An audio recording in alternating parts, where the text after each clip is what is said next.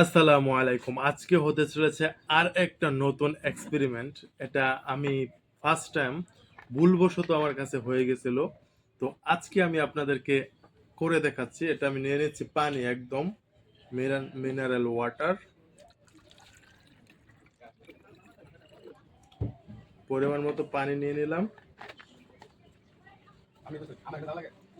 এখানে যাচ্ছে পবিডন।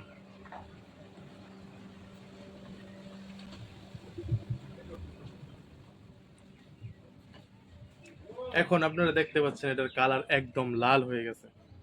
একদম হয় নাই, কিছু কিছু রয়ে গেছে প্রায় লাল।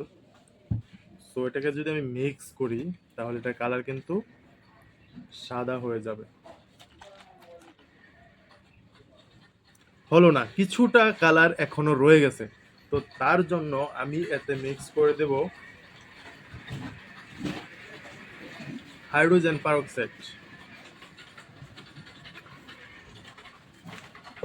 অল্প একটু হাইড্রোজেন পারক্সাইড মিক্স করতে করতেই এটা হয়ে গেছে একদম সাদা। তো তারপর আমি একটু লাড়াচাড়া দিয়ে দিই।